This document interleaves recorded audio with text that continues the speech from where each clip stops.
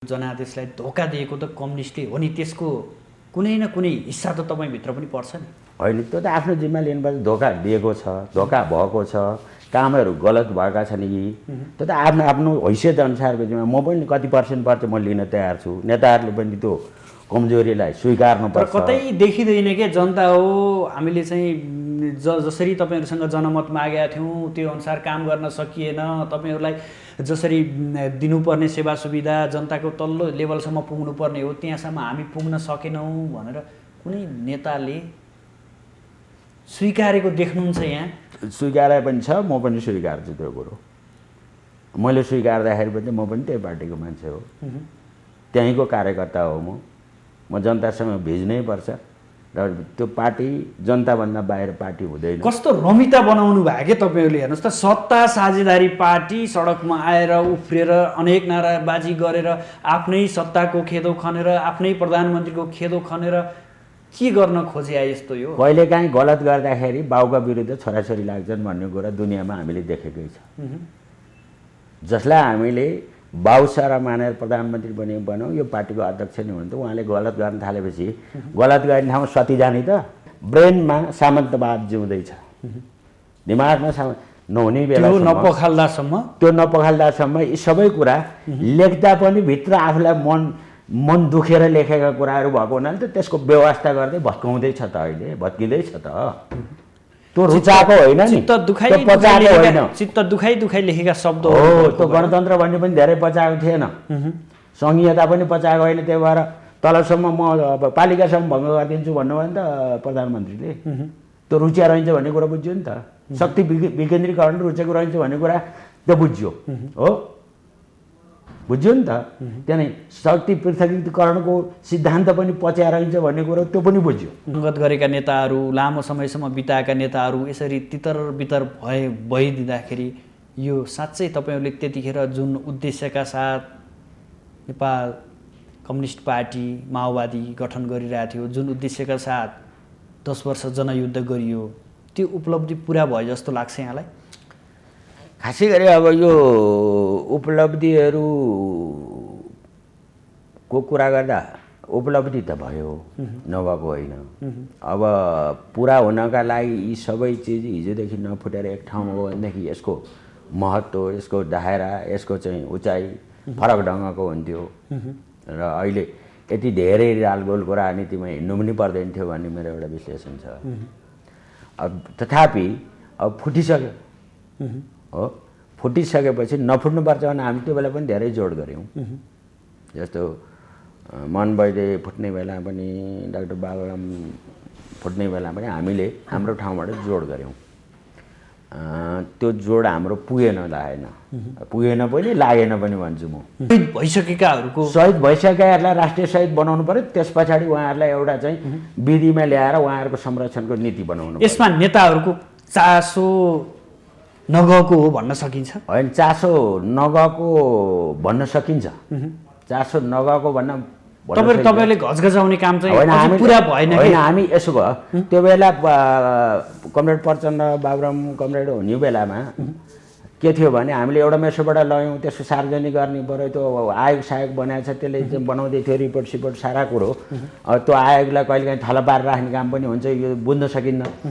तर भनेको के हो भने शहीद बेपत्ता परिवार, घाइते परिवारहरूलाई के गर्ने, घाइतेलाई के गर्ने भन्दा राहतको पहिलो प्याकेज राहतको व्यवस्था गर्ने, त्यसपछि अरू श्रृङ्खलामा आयोग बनाएको छ, आयोगले निराकरण गर्दै जान्छ। उसले जसरी प्रतिवेदनहरू लिएर आउँछ त्यसको ठेगान लाग्छ, त्यही ढङ्गले जाने भन्ने भयो। तर सरकार असाध्यै छोटो समयमा बन्ने र लड्ने काम पनि यसले गर्दा समस्या देखियो। त्यसले निरन्तर काम गर्न सकेन, त्यसले ठेगान पुर्याउन सकेन भन्ने एउटा कुरा हो। जहाँसम्म अहिलेका प्रधानमन्त्रीसँग जाने हो भने उहाँले धेरै कुरा गएको आँसु चुहाउनु पर्दैन। हिजो गाली गरेकै हो, हिजो मर्ने गरी सरापेको हो, अहिले पनि सराप्नुहुन्छ, त्यो मायाले होइन। आदरणीय दर्शकबिन नमस्कार। आजको राजनीति कार्यक्रममा यहाँहरूलाई हार्दिक स्वागत छ। म सुदर्शन आचार्य। दर्शकबिन, यतिखेर राजनीति अलि फरक मोडमा दौडिरहेको अवस्था छ।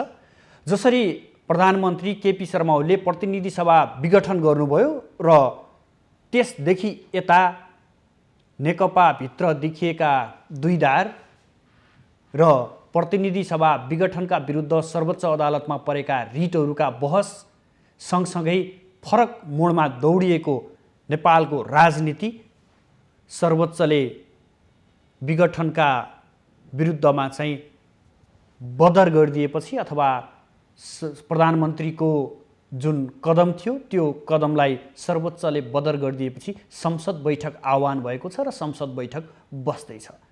यही विषयमा अबको संसद बैठक बस्दै गर्दा नेकपाभित्र स्पष्ट रूपमा देखिएका दुई पक्ष कसरी अगाडि बढ्लान् भन्ने कुराहरू आम चासोको रूपमा रहेको छ। दुवै पक्षले आफ्नै कसरतहरू अगाडि बढाइरहेका छन्। सांसदहरूलाई आफ्नो पक्षमा पार्ने लबिङहरू गरिरहेका छन्। अन्य दलहरूसँग पनि सत्ता समीकरणका कुराहरू, छलफलहरू अगाडि बढिरहेको अवस्था छ। के साँच्चैकै जनताले 5 वर्षका लागि जुन म्यान्डेट दिएर नेकपालाई सत्तामा पुर्याएका थियो त्यो सत्ताको भारी नेकपाले बोक्न नसकेको अथवा ठेक्न नसकेकै हो?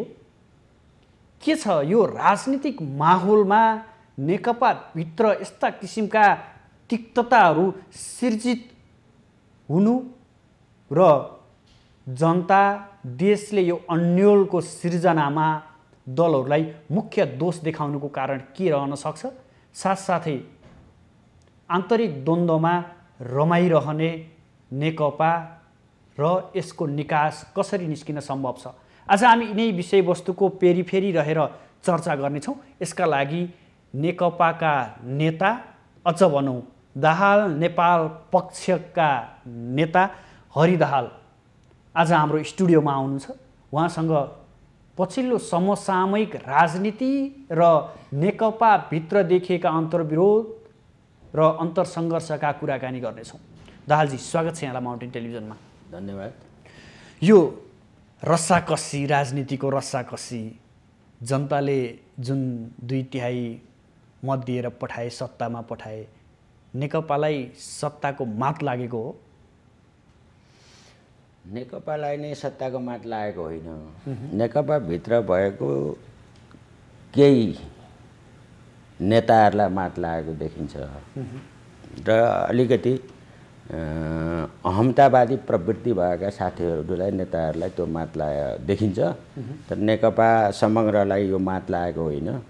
यसमा हामीलाई असाध्यै चिन्ता पनि छ र यसो हुनु हुँदैन थियो भन्ने पनि हामीले भन्दै आयौँ, छलफल पनि चलाउँदै आयौँ। तर पनि अब कहिलेकाहीँ यस्तो प्रवृत्ति हुन्छ जो राम्रो चाहिँ आफ्ना लागि मात्रै राम्रो गर्ने खालको, दुनियाँका लागि, सबैका लागि भन्दा पनि आफ्ना लागि राम्रो भए र आफूले सोचे मात्रै राम्रा भन्ने खालका प्रवृत्तिहरूले यो अप्ठ्यारोमा पारेको छ। यहाँ ठ्याक्कै के देख्नुहुन्छ? तपाईँले इङ्कित गरेको कुरा हेर्दा त प्रधानमन्त्री केपी शर्मा ओली पक्षलाई तपाईँले इङ्कित गर्दै हुनुहुन्छ। ठ्याक्कै भनिदिनुहोस् न, के कारणले नेपालमा कम्युनिस्टको यो हालत बन्यो? सत्ता समीकरणका खेलहरू सुरु भइरहेको अवस्था छ। खास चुरो कुरो के हो? चुरो कुरो यो यस्तो हो, वास्तवमै कम्युनिस्ट विचारधाराबाट आफूलाई लैस गराउन नसक्दाखेरि यो विषयवस्तु आयो भन्ने मलाई लाग्छ। कम्युनिस्ट भनेको, कम्युनिस्ट पार्टीहरू भनेको चाहिँ व्यक्तिवादी ढङ्गले चल्ने पार्टी होइन, त्यो ठाउँ होइन, त्यो फोरम होइन। तर अहिले हामी के देख्यौँ भने जसरी व्यक्तिवादी ढङ्गले प्रधानमन्त्रीले आफूलाई अगाडि लिएर जानुभयो, चुरो समस्या नै प्रधानमन्त्री हो, केपी शर्मा ओली नै हो। यहाँले प्रधानमन्त्रीलाई सबभन्दा समस्याको जडको रूपमा देखेँ मैले। हेर्नुहुन्छ? हेर्छु किन हेर्छु गर्दा तपाईँका अध्यक्ष, अर्का अध्यक्ष पुष्पकमल दाहालजी, त्यस्तै गरी वरिष्ठ नेता माधव कुमार नेपाल, झलनाथ खनाल, उहाँहरूको पनि त कतै कतै भूमिका त होला नि यो अवस्था सिर्जित गर्नुमा। समग्रमा सबै नेताहरूको कमजोरी छ, तर पहिलो जिम्मा केपी शर्मा ओली प्रधानमन्त्रीज्यूले लिनुपर्छ। किन उहाँले आफूलाई पार्टीको पनि म पहिलो अध्यक्ष भनेर दाबी गरिराख्नु भएको छ।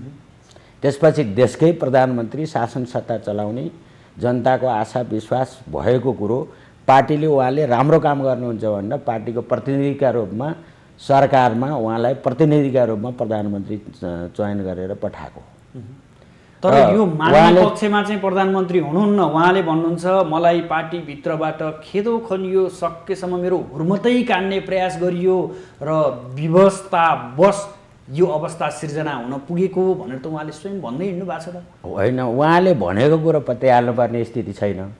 किनभने उहाँलाई काम गर्न रोकेको भए ल अरू सबै त रोक्यो, संसद विघटन गर्ने बेला त नगर्नुहोस् भनेको त्यो त नमान्ने मान्छेले पार्टीले कहाँ रोक्यो उहाँलाई?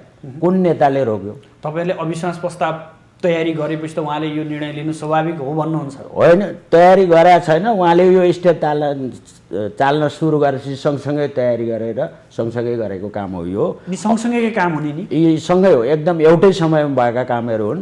अगाडि कुनै पनि अविश्वासको प्रस्ताव अथवा प्रधानमन्त्रीलाई अथवा राष्ट्रपतिलाई अरू कसैलाई त्यस्तो खालको कुरा छलफल पनि भएको होइन। तर उहाँले जहाँ बिगार्न खोज्नुभयो, संसद चाहिँ विघटन गर्ने मोडमा उहाँ जानुभयो, त्यो कुरो थाहा पाइसकेपछि सँगसँगै त्यो कुरो पनि लगिएको हो। उहाँको भनाइ अगाडिदेखि डिजाइन गरिएको थियो भन्नुहुन्छ। त्यसो भए त उहाँले पोहोरको वैशाखमै संसद विघटन गर्ने डिजाइन गर्नुभएको थियो। हामी आरोप लाउन चाहँदैनौँ, किन भएको दिनमा घटना घटेको दिनमा भन्नुपर्छ, अनुमानका भरमा भनेर हुन्न। हुन त उहाँ अनुमानकै भरमा ठोक्ने खालको नै देखियो अहिले। चाहे त्यो राजनीतिक कुरा होस्, चाहे सङ्गठनका कुरा हुन्, चाहे पार्टीभित्रका मतभेदका कुराहरू हुन्, सबै अनुमानमा जाने कुरा। अनुमान गर्न पाइँदैन भन्ने त भएन, तर अनुमानको वास्तविक आधारहरू के हुन् भन्ने कुरा उहाँले पत्ता लगाउनुहुन्न र उहाँ त्यो आधारभन्दा बाहिर गएर अनुमान गर्नुहुन्छ। त्यस कारणले पनि ठुलो समस्या जन्मेको हो। तपाईँ एमाले हुँदै माओवादीमा आफ्नो लामो समय व्यतीत गर्नुभयो, अर्थात् नेपालको कम्युनिस्ट पार्टीभित्र रहेर आफ्नो जीवनकालहरू, जीवनका क्षणहरू त्यसमा बिताउनु भयो। यो तपाईँलाई लागेको थियो तत्कालीन एमाले माओवादी पार्टी एक भएर लामो समयसम्म जान्छ, नेपालमा लामो समयसम्म कम्युनिस्टको सत्ता सञ्चालन गर्न पाउँछ भन्ने त्यति बेला लागेको थियो तपाईँलाई? म त अब यो पार्टी फुट्ने र एकता हुने धेरैवटा प्रक्रिया बिहोरेका छौँ। मैले पनि, हामी धेरैले, हाम्रो जेनेरेसनका सबै साथीहरूले बिहोरेका छौँ। तर मलाई के लाग्दैन थियो भने यो पार्टी अलि लामो समय जान्छ भन्ने विश्वास चाहिँ सबैलाई थियो हामीलाई। किन? नेपालमा 60 देखि 70% कम्युनिस्टहरूको भोट हुने, काङ्ग्रेसले अथवा अरू कुनैले कम्युनिस्टभन्दा ब्याकग्राउन्ड फरक भएकाहरूले चुनाव जित्ने र सत्ता चलाउने गर्दै आएको स्थितिमा अब चाहिँ ठिक भयो, त्यो 60-70% भोट एक ठाउँमा आउँछ र यो स्थिरता होस्। यसले स्थिरता ल्याउँछ। यसले पार्टी पनि ठुलो पनि मात्रै होइन, यसले कम्युनिस्ट आन्दोलनमा एउटा नयाँ खालको मोड लिएको छ र यो चाहिँ फुट्दैन भन्ने हामीले विश्वास गरेका थियौँ। तर हामीले मात्रै होइन, मतदाताहरूले पनि यो विश्वास गरेको कुरा हो। आम जनताले यो नफुटोस् भन्ने नै छ। अहिले पनि यो नफुटोस्, नबिग्रियोस्, यो एकताबद्ध भइदियोस् भन्ने खालको जनताको पनि छ। हाम्रो पनि चाहना त्योभन्दा बाहिर त छैन। तर कुरो कसो हुँदो रहेछ भने यो सबै दृष्टिकोणका कुरा हुँदो रहेछन्। यो विचारको कुरो हुँदो रहेछ। गलत प्रवृत्ति र विचार र सही विचार र सही प्रवृत्तिहरू एकै ठाउँमा बस्न नसक्ने खालको हुँदो रहेछ। यहाँ व्यक्ति विशेषको कुरा भएन। व्यक्ति त कोही राम्रो होला, कोही नराम्रो होला, या कोही कसैको स्वभाव के होला, त्यो फरक कुरा हो। तर दृष्टिकोणीय कुरा नै हो। त्यस कारणले अहिले भयो के भने मैले देख्दाखेरि त कम्युनिस्ट विचारधारामा रहने र सच्चा इमान्दार कम्युनिस्टहरू एकातिर, गैर कम्युनिस्ट खालको आफूलाई परिपाटीबाट चलाउन खोज्ने प्रवृत्ति अर्कातिर अहिलेको लडाइँ यो हो। अहिलेको विचारधारात्मकै लडाइँ। यहाँ त यो भनिन्छ कि पुष्पकमल दाहाललाई पद चाहिएको थियो, माधव कुमार नेपाललाई पद चाहिएको थियो, त्यो भएर उहाँहरूलाई केपी शर्मा ओलीले पद दिन चाहनु भएन, यसका कारण यो अवस्था सिर्जित भयो भनेर आरोप त लागिरहेछन्। होइन, यो त बाहिरै छर्लङ्ग भइसकेपछि हो। पद कसलाई चाहिएको थियो, धेरै पदमा कसलाई बस्न मन थियो, पार्टी नै विघटन गरेर, संसदै विघटन गरेर नि पदमा बस्ने इच्छा कोसँग रहेछ भन्ने कुरा त्यो प्रष्ट भइसकेको छ। जहाँसम्म कमरेड प्रचण्डको कुरा, कमरेड माधव नेपालको कुरा छ, उहाँहरूले पद चाहियो भनेर होइन, मैले होइन भने विचार दृष्टिकोणको नै यो सङ्घर्ष हो। त्यसमा यो जुगाको लडाई होइन, सिद्धान्तको लडाई मान्नुहुन्छ यहाँले? यो मैले सिद्धान्त र विचारको लडाई मान्छु यसलाई। यो सही पनि हो, सत्य पनि हो। गलत विचार र सही विचारको बिचमा परेको लडाई हो यो। अगाडि जाने र पछाडि हट्ने विचारको बिचको लडाई हो यो। यो चाहिँ देशलाई समाजवादमा लाने कि भताभुङ्ग बनाउने भन्ने बिचको लडाई हो यो। हामी भन्दैछौँ समाजवादमा लाने देशलाई भताभुङ्ग बनाउँदै गएपछि समाजवादमा कसरी जान्छ, त्यसका आधारहरू, त्यसका आर्थिक आधारहरूको तयार कसरी हुन्छ, सामाजिक आधारहरूको तयार, त्यता पो लाग्नुपर्ने थियो। अहिले पार्टी नै भत्काउने, सरकारै भत्काउने, सदन नै भत्काउने, जियो कानुन त्यही नै निमट नामट पार्ने, भएका संरचनाहरू भत्काइदिने, एक्लै चाहिँ एउटा साँडेको भान हुने गरी हिँडिराख्ने भएपछि त कसरी हुन्छ? त्यो प्रवृत्तिसँग लडेकै हो। त्यस कारणले कमरेड प्रचण्डको कुरा, माधव कमरेडको कुरा गर्दा प्रचण्डले 2.5 वर्षमा प्रधानमन्त्री लिने भनेर उहाँको सहमति थियो। उहाँले त छोडिदिनु भयो। तपाईँ सरासर 5 वर्ष चलाउनुहोस्, स्थायी पनि बनाऊ, राम्रो पनि बनाऊ, विकास पनि गरौँ, समृद्धि नै गरौँ, समाजवादमा जाने एउटा नयाँ होमवर्क गरौँ। संसदीय दलको नेता त बनाइयो नि फेरि। त्यो त अब फुट्ने भएपछि बनाउनुपर्छ। उहाँलाई पहिला त उहाँलाई नै बनायो भने त्यहाँ कोही विवाद छ र? उहाँ प्रधानमन्त्री हुनुभन्दा अगाडि संसदीय दलको व्यवस्था, फेरि संसदीय दलको नेता प्रधानमन्त्री हुने व्यवस्था छ। अब यो छाँटकाँटलाई हेर्दा त फेरि प्रचण्डकै पालो आयो भन्ने पनि त देखिन्छ। होइन, त्यो त जबरजस्ती दिएको भन्छु मैले। अब जबरजस्ती दिएको उहाँको कारण, उहाँले बिगारेको कारण यो ठाउँमा यो स्टेजमा पुग्या हो। नत्र माग्ने भए त 2 वर्षमै सिवरी खेलेर बस्नुहुन्थ्यो नि त प्रचण्ड। किन 5 वर्ष तपाईँलाई भनेर भन्नुहुन्छ र उहाँले?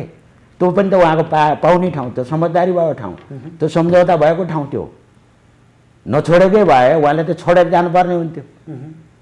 त्यस्तो त देखिएन।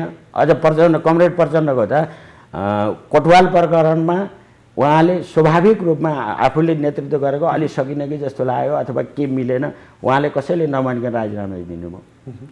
अनि काङ्ग्रेससँग एकपल्ट एलायन्स भएको थियो, आदि गरौँ है भन्ने पनि थियो काङ्ग्रेस र माओवादीको बिचको। हो, त्यो समय पुग्नुभन्दा अघिल्लो दिन राजीनामा गरेर देउबालाई तपाईँ प्रधानमन्त्री हुनुहोस् भनेर प्रचण्डले नै भन्नुभएको हो। त्यसमा कुनै खिचातानी पनि भएन। उदारवादी नेताले पदको लागि होइन भन्न खोज्नु भयो यहाँले। मैले एकदम होइन, हुँदै होइन, यो कुरो त प्रष्टै छ नि। यो त विचारधारात्मक लडाइँ भयो, प्रवृत्तिगत लडाइँ भयो, अगाडि जाने पछाडि जाने बस्नेको लडाइँ भयो। बिस्तारै धकेल्दै लगाएर यो चाहिँ 46 सालतिर अथवा 44 सालतिर यो यहाँको राज्य व्यवस्थालाई पुर्याउने कि 78 सालतिर लाने भन्नेको लडाइँ हो भन्छु मैले यसलाई। त्यहाँ अग्रगमन र पछिगमनको लडाइँ पनि 2074 सालभन्दा अगाडि फर्क्यो भन्छन्, विश्लेषण गर्छन्। त्यो होइन, अहिले हामी 77मै छौँ, ठिक छ, पुनर्स्थापना भएपछि। अब यसलाई 78 79 गर्दै अगाडि लानु पर्ने प्रधानमन्त्री यो तलतिर फर्काउँदै गर्नुहुन्छ। यहाँ परेको छ एउटा लडाइँ। त्यस कारणले हामीले के संशोधन गर्न सक्छौँ भने अग्रगमन र पछिगमनको बिचको विचारको लडाइँ हो, राम्रो र नराम्रोको बिचकै लडाइँ हो। अनि सही सत्य कुरा लिएर जाने कुरा हो, कम्युनिस्ट आचार दृष्टिकोणलाई लिएर जाने कुरा हो, कम्युनिस्ट विचारलाई लिएर जाने कुरा हो। उहाँले त त्यो तपाईँहरू पक्षमा छ, हाम्रो पक्षमा छ भनेर तपाईँले भन्न खोज्नु भएको छ। हाम्रो पक्षमा त्यही अलि बढी त्यही देखा भएर मैले पनि सपोर्ट गरेँ। म पनि केन्द्रीय समितिको सदस्य हो, मैले पनि त्यहाँ सपोर्ट किन गरेँ? फेरि मलाई सपोर्ट गर्ने बेला न माधवले, बाल कमरेडले, न प्रचण्डले त हाम्रो गुटमा बस्दै है भनेर म बस्या पनि होइन। उहाँहरूले जे क्रियाकलाप गर्नुहोस् त्यो गलत देखियो, जनताको सामु त्यो गलत देखियो र दिनदिनै चुनाव गराउने, दिनदिनै भोलिपल्ट फेरि भङ्ग गर्ने, पर्सिपल्ट चुनाव गराउने भने त होइन नि त नेपाली जनताले। 5 वर्षका लागि भन्यो भने त त्यो ठाउँ पुर्याउन सकिन्छ। एक अर्को काहीँ पनि संविधानभित्र पनि नभएको, कुनै क्षेत्रभित्र नभएको, उहाँको अधिकारभित्र नभएको काम उहाँले अहिले गरिसकेपछि उहाँलाई निरन्तर दिइराख्ने हो, गरिराख्नुहोस् भन्ने हो भने यो देश त भताभुङ्ग बनाउनुहुन्छ। बनाउँछु, म एक्लै बनाउँछु भन्नुहुन्छ, एक्लै बिगार्न चाहिँ माहिर हुनुहुन्छ उहाँ। तपाईँले यसो बताइरहनु भएको छ,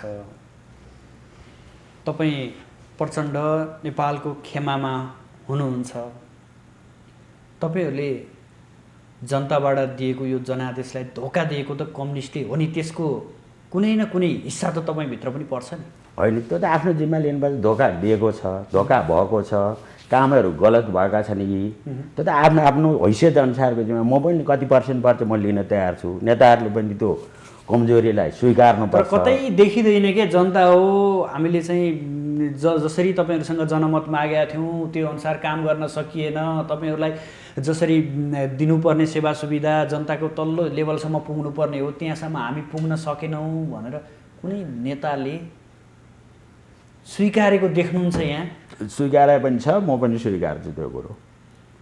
मैले स्वीकार्दाखेरि पनि म पनि त्यही पार्टीको मान्छे हो, त्यहीँको कार्यकर्ता हो। म जनतासँग भिज्नै पर्छ र त्यो पार्टी जनताभन्दा बाहिर पार्टी हुँदैन। कस्तो रमिता बनाउनु भयो क्या तपाईँहरूले। हेर्नुहोस् त, सत्ता साझेदारी पार्टी सडकमा आएर उफ्रिएर अनेक नाराबाजी गरेर आफ्नै सत्ताको खेदो खनेर आफ्नै प्रधानमन्त्रीको खेदो खनेर के गर्न खोजे यस्तो? यो कहिलेकाहीँ गलत गर्दाखेरि बाउका विरुद्ध छोराछोरी लाग्छन् भन्ने कुरा दुनियाँमा हामीले देखेकै छ। जसलाई हामीले बाउ सारा मानेर प्रधानमन्त्री बनाउँ, यो पार्टीको अध्यक्ष नै हुनुहुन्थ्यो, उहाँले गलत गर्न थालेपछि गलत गर्ने ठाउँमा सती जाने त? त्यसका लागि डिबेट गर्नु पर्दैन? त्यसका लागि सङ्घर्ष गर्नु पर्दैन? यदि हामीले त्यसरी सङ्घर्ष गर्ने स्टेजमा नपुगेको भए अहिले यो विघटन हुन त अब अदालतले यसलाई साबित गरिदिएको छ। त्यस कारण अदालतलाई म धन्यवाद पनि दिन चाहन्छु, आभार व्यक्त गर्न चाहन्छु। सारा वकिल साथीहरू अरू वास्तवमा गलतका विरुद्ध त लड्नु पऱ्यो नि त। चुप लाएर सती गयो भन्दा यही क्वेसन तपाईँहरू किन सती जानुभयो भन्नुहुन्छ, तपाईँहरू पनि सोध्नुहुन्छ। मात्रै होइन, जनताले पनि त गलत गर्ने मान्छेहरूको पछाडि दौडेर तपाईँहरूले चाहिँ के दिनुहुन्छ भोलिका समयमा अनि भन्ने खालको प्रश्न उठ्छ पनि। त्यो हामीलाई चित्त बुझ्ने कुरो नै होइन।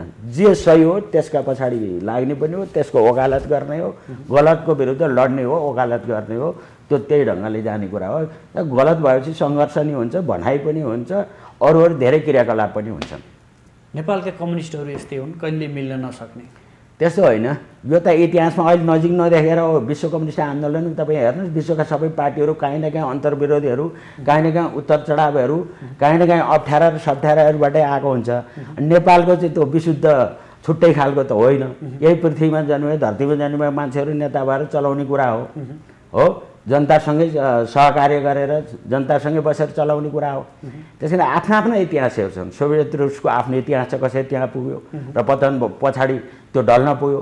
चाइनाको यो अहिले कसरी यहाँ पुग्यो, मार्सेतुङदेखि यहाँसम्म आउँदाखेरि चाइनाको कम्युनिस्ट पार्टीले कसरी लिएर आयो भने त्यसको आफ्नै इतिहास छ। उत्तर कोरियाको आफ्नै इतिहास छ।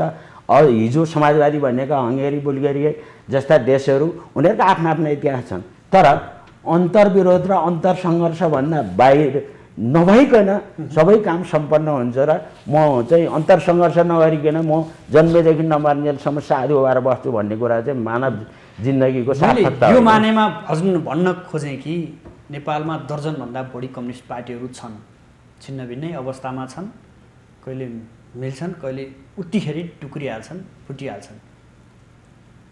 यो मानेमा मैले तपाईँलाई सोध्न खोजेँ, किन कम्युनिस्टहरू एक भएर एक मुठी भएर अगाडि बढ्न सक्दैनन् भन्न खोजेँ। होइन, त्यसमा त दुई तिनवटा प्रवृत्तिले काम गर्छ। हेर्नुहोस्, कम्युनिस्ट पार्टी हो, कम्युनिस्ट भयो, त्यहाँ सुरुवात यहाँ सामन्तवादको फेरिबाट सुरुवात छ, सबै मान्छे जन्मेका। त्यसको रिफ्लेक्सन पनि अहिलेसम्म बाँकी नै छ। सत्ताका हिसाबले ढल्यो, त्यसको दङदङ्गी बाँकी छ। नम्बर 1 कुरा। नम्बर 2 कुरा, नेपालकै मान्छेहरूको चरित्र भनेको पेटी बुर्जा खालको चरित्र हुन्छ, न्यून पुँजीवादी चिन्तनको हो। त्यसो दोस्रो कुरा त्यो छ। तेस्रो कुरो, सामन्तवादी प्रवृत्तिबाट हुर्केका तपाईँ मान्छे व्यक्तिवादी हुन्छौँ। त्यहाँदेखि अर्कोले गरेको चित्तै बुझ्दैन क्या, त्यो प्रवृत्ति गएको छैन। त्यस कारण निकै ठुलो सामाजिक रूपान्तरणको आवश्यकता छ नेपालमा। पहिलो त व्यक्तिगत रूपान्तरणको कुरा पनि हुने भयो, नेताहरूका हुने भयो, सरकारमा जानेहरूका आफ्ना रूपान्तरणको कुरा हुने भयो। जहाँ जहाँ क्षेत्रमा जसले जुन पार्टीमा नेतृत्व गरे पनि उनीहरू रूपान्तरण हुन जरुर छ। विचारका दृष्टिकोणका हिसाबले, उनका आचरणका हिसाबले पनि त्यो हुन जरुर छ। दोस्रो कुरो, नेपाललाई सामाजिक रूपान्तरण भनेका छौँ हामीले, त्यो सामान्य विषय छैन। त्योभित्र सामाजिक रूपान्तरणभित्र चाहिँ निकै ठुलो आर्थिक क्रियाकलापको कुरा पर्छ, समृद्धिको कुरा पर्छ। त्यसका थुप्रै आधारहरू बनाउन आवश्यक छ कि सामन्तवादी संस्कारबाट आएका मान्छेहरू हामी दही पखाली भयौँ भन्ने त छैन नि, त्यसको लिगासीबाट आएको हो।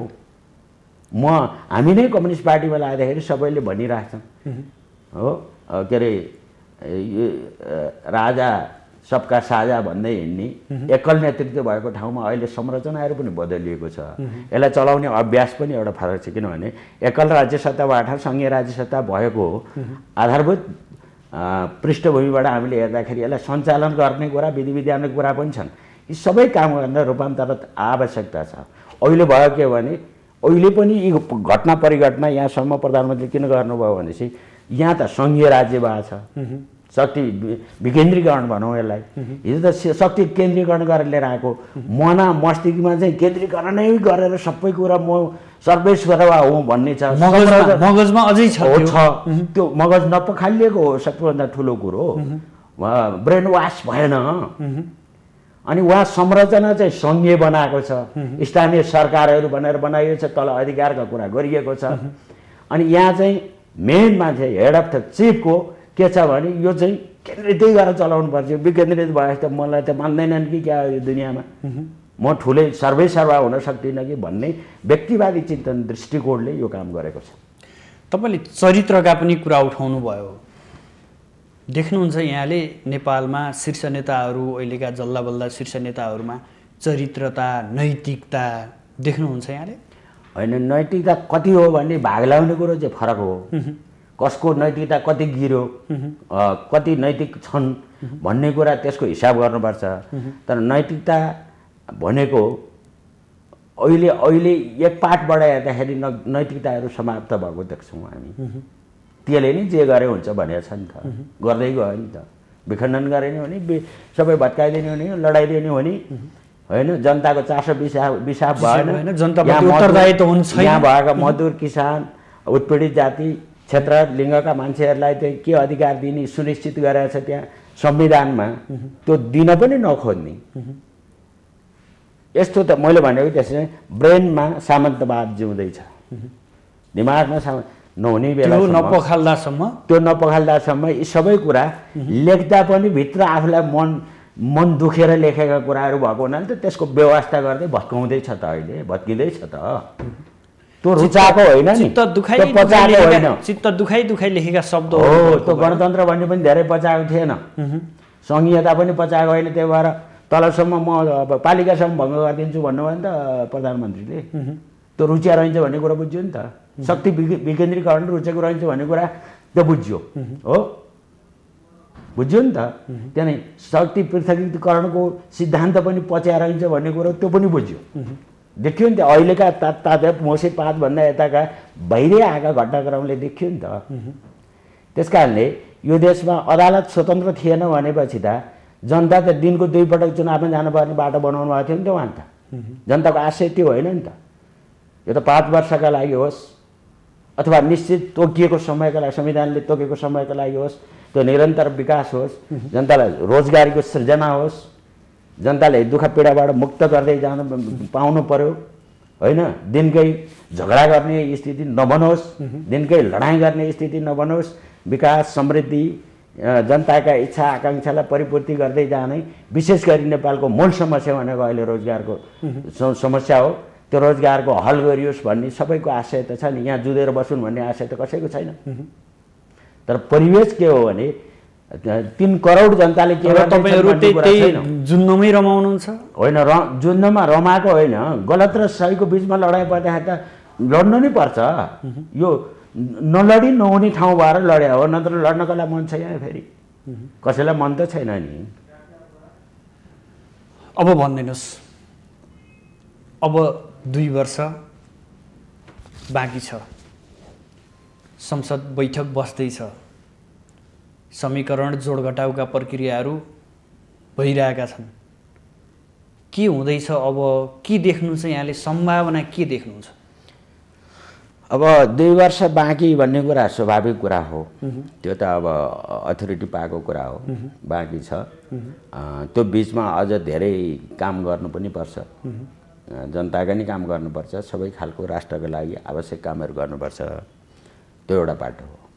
अब अर्को, यो 2 वर्षभित्र के हुन्छ राजनीति भन्ने त पनि प्रसङ्ग तपाईँले राख्नु भएको भएर वास्तवमा यो भित्र पनि अब लडाइँ कहाँ गयो भने यो अहिले मैले भनेको नदोहोऱ्याउँ जस्तो लाग्छ यो गलत प्रवृत्ति र सही प्रवृत्तिको बिचको लडाइँ हो अनि संसदभित्र पनि त्यो देखिन्छ त्यो आवश्यक पनि छ। अब तपाईँहरूका नेताहरू त काङ्ग्रेस सभापति देउबालाई भेट्न पुग्नुभयो, लौ प्रधानमन्त्री बनिदिनुहोस् पर्यो, बनिदिनुहोस् भन्नुभयो। जसपासँग पनि छलफलहरू चलिरहेका छन्। होइन त्यो त यसो हो, तपाईँहरू सत्ता साझेदारी नेकपा कम्युनिस्ट मिलेर जाने कि अरूलाई गुहारेर सरकार चलाइदेऊ हामी तिमीहरूलाई सहयोग गर्छौँ भन्ने? होइन त्यस्तो सहयोग गर्छौँ भनेर यहाँ अहिले त्यो ढोगिहाल्नुपर्ने स्थिति त होइन। पहिलो त मिलेर जानुपर्ने, मिल्ने स्थिति देखिया छैन। यहाँ एउटा अप्ठ्यारो र समस्या त छँदैछ। अनि अरू राजनीतिक पार्टीहरूसँग नेताहरूसँग छलफल गर्ने, देशको भविष्यको बारेमा, देशको जनताको भविष्यको बारेमा, देशको सत्ता सञ्चालनको बारेमा, देशको बागडोर लाने बारेमा छलफलै गर्न नहुने भन्ने त छैन नि, जसले नै गर्छन् छलफल। त्यो त सामान्य छलफल हो यो होइन, सामान्य भन्दा पनि देशलाई कतै लाने छलफल गहन तरिकाको हो। तर यो देश कसरी लाने त अब अप्ठ्यारो सङ्कट परेको बेलामा जसलाई हामीले ठिक छ भनेर भनाइरहेका थियौँ उसैले भत्काइदिएको बेलामा कसरी जाने भनेर अरू दलहरू उसो भए यहाँले सम्भावना देख्नुहुन्न नेकपाका दुई पक्षहरू फेरि एक भएर अगाडि बढ्छन् भन्ने सम्भावना यहाँले देख्नुहुन्न? म अहिले देखाएको छैन, अहिलेलाई देखाएको छैन, पछि हुनसक्छ त्यो। त्यसपछि समीकरण कस्तो बन्ला? होइन अब समीकरण त भोलिको कुरा, आज अब पार्लियामेन्टको भर्खर त बैठक छ, पहिलो बैठक भन्दैछन्।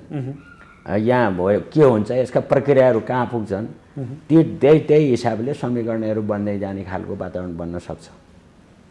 अहिले ठ्याक्कै यस्तै हुन्छ भनेर मैले अहिले भन्न सक्दिनँ। देशका सशक्त राजनीतिक दलहरूभित्रबाट राजनीति गर्ने, देशलाई चलाउने, शासन सत्ता चलाउने कुरा हुन्छ। निकास निस्किन्छ, निकास ननिस्केर त सुखै छैन। जो कोही हुन सक्ला, त्यसमा कुनै आपतको कुरा भएन। अरू दलका साथीहरू मन्त्री प्रधानमन्त्री हुनुहुँदैन भन्ने पनि त छैन नि। उहाँहरू पनि देश र देशकै लागि लडिरहेको हो। त्यस कारणले नेतृत्वमा जो जाला, तर यो अहिलेको माहौल परिवर्तन हुन्छ। यो हुन्छ र हुनुपर्छ। अनि यहाँ भनिया छ कि तपाईँहरू पक्षले पनि केन्द्रीय सदस्यको बहुमत हामीसँग छ भन्नुहुन्छ, सांसदहरूको बहुमत हामीसँग छ भन्नुहुन्छ, उहाँहरूले पनि संसदको बहुमत हामीसँग छ भन्नुहुन्छ, सङ्ख्या बराबर देखाइदिनुहुन्छ। के देख्नुहुन्छ यहाँले? बलियो पक्ष कता छ? सांसदको बलियो पक्ष कता छ? अङ्कगणितकै रूपमा हामीले हिसाब किताब गर्दा अब केन्द्रीय सदस्य त स्वाभाविक रूपमा तपाईँहरूले हामी बढी छौँ भन्नुभएको छ, निर्वाचन आयोगमा बुझाएको त्यो हस्ताक्षरमा पनि बढी नै छ स्वाभाविक रूपमा। तर संसदमा पकड चाहिँ कसको छ ल भन्नु, बराबर देखाइरहनु भएको छ यहाँ। होइन, संसदमा बहुमत अहिले यता दाल नेपाल पक्षकै छ। केन्द्रीय समितिको यो कुरा गर्नै परेन। तपाईँले पनि भन्नुभयो, सबैलाई थाहा भएको कुरा, हामी लिखित पनि बुझाएको कुरा हो। त्यसमा धेरै डिबेट गर्नुपर्छ जस्तो लाग्दैन मलाई। 429 जना अहिले हुनुहुन्छ टोटलमा। 429 जनामा 288 जना एकातिर, बाँकी एकातिर हुनुहुन्छ। 41 भन्ने थियो, 41मा कोही साथीहरू मृत्यु भएको छ, कोही त्यो भित्रका साथीहरू राजदूत भएका छन्।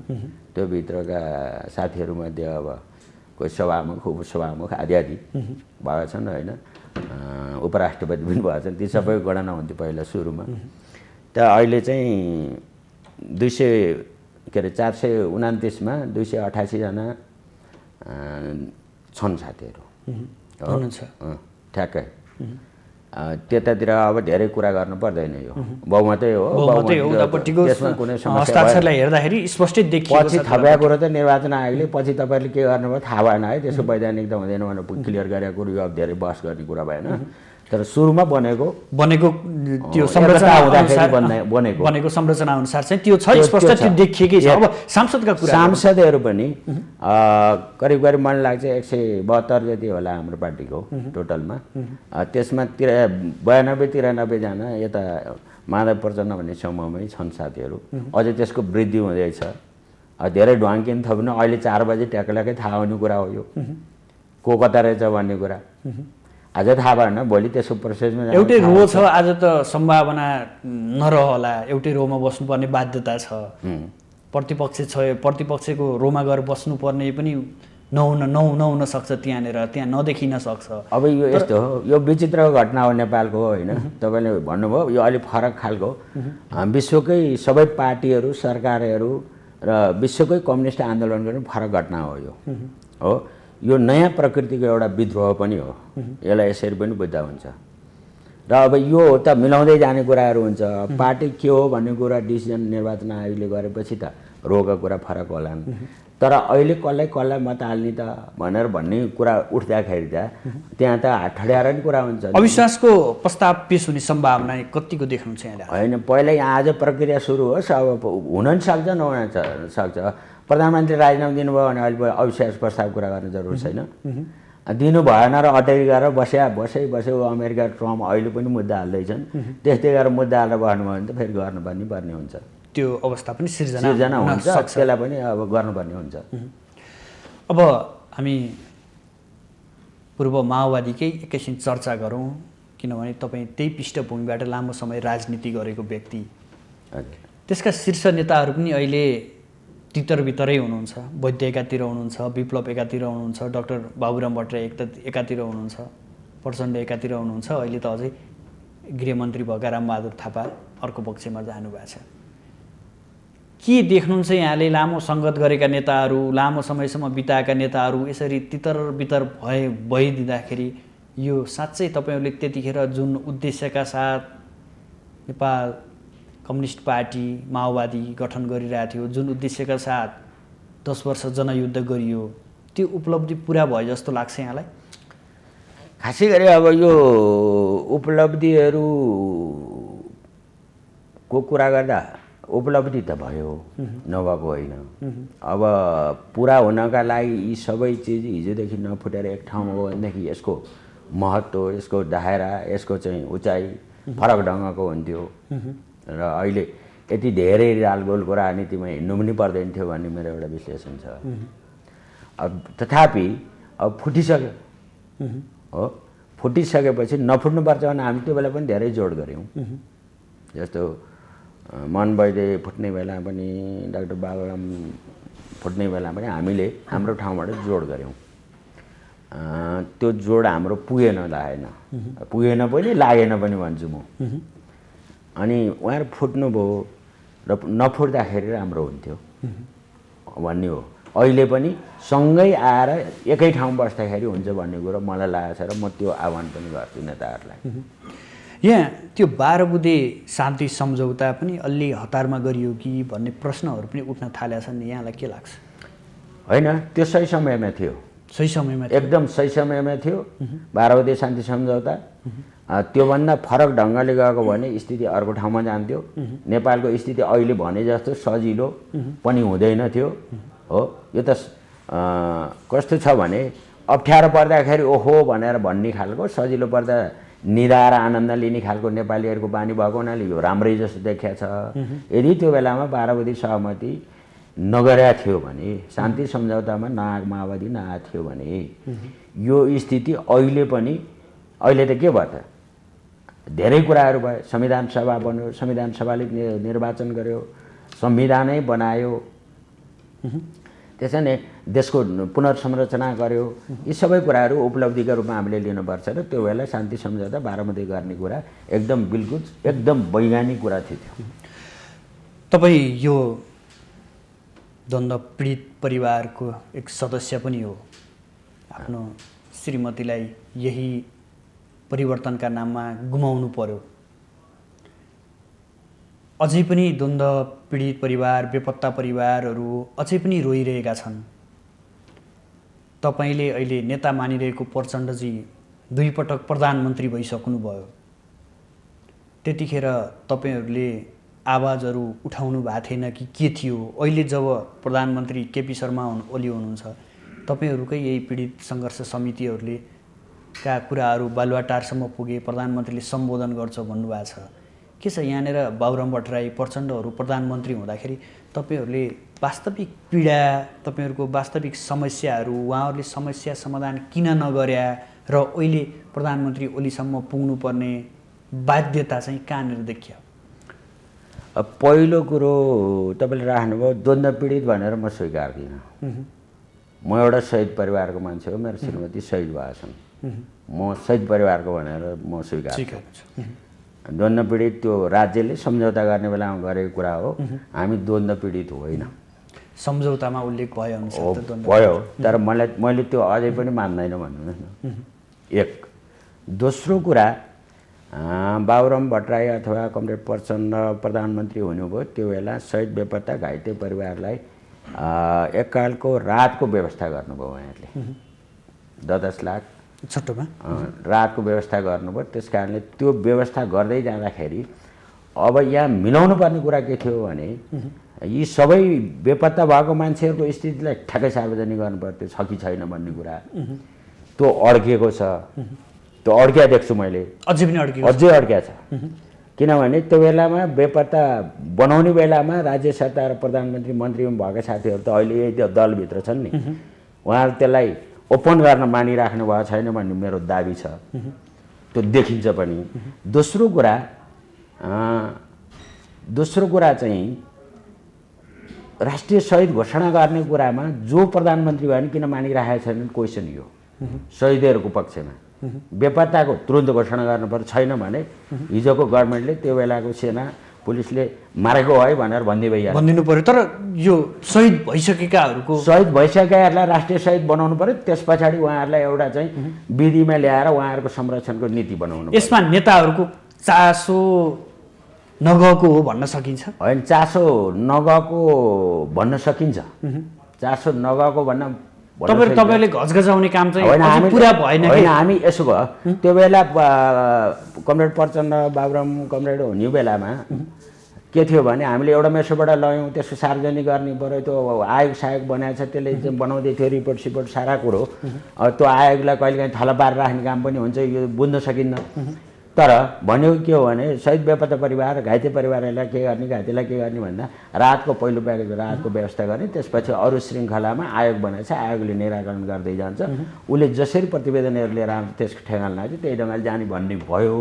तर सरकार असाध्यै छोटो समयमा बन्ने र लड्ने काम पनि यसले गर्दा समस्या देखियो, त्यसले निरन्तर काम गर्न सकेन, त्यसले ठेगान पुर्याउन सकेन भन्ने एउटा कुरा हो। जहाँसम्म अहिलेका प्रधानमन्त्रीसँग जाने हो भने उहाँले धेरै कुरा गइको आँसु चुहाउनु पर्दैन। हिजो गाली गरेकै हो, हिजो मर्ने गरी सरापेको हो, अहिले पनि सराप्नुहुन्छ, त्यो मायाले होइन हो, यो त राजनीति परिघेराभित्र उहाँले चाहिँ ल्याउन खोजेको कुरा देखिन्छ। माया छ भने सबैभन्दा बढी माया एउटा संवेदनशीलताको लागि मात्रै उहाँले यो कुरा गरे, बाहिर देखाउन लागि हो। नत्र राष्ट्रिय शहीद उहाँ प्रधानमन्त्री हुनुहुन्छ, राष्ट्रिय शहीद भयो भनेर आज भोलि क्याबिनेट बसेर अहिले बसेर गरिदिएदेखि त त्यो अनि अर्कै फर्मेसनमा आउँछन् नि त उनीहरू त। हस्, यहाँसम्म आइदिनु भयो, आफ्नो महत्त्वपूर्ण समय र महत्त्वपूर्ण विचार अभिव्यक्त गरिदिनु भयो, यसका लागि यहाँलाई विशेष धन्यवाद।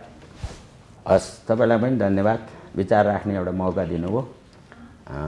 यो टेलिभिजन परिवार, माउन्टेन परिवार सबैलाई, विशेष तपाईँलाई धन्यवाद दिन चाहन्छु। धन्यवाद।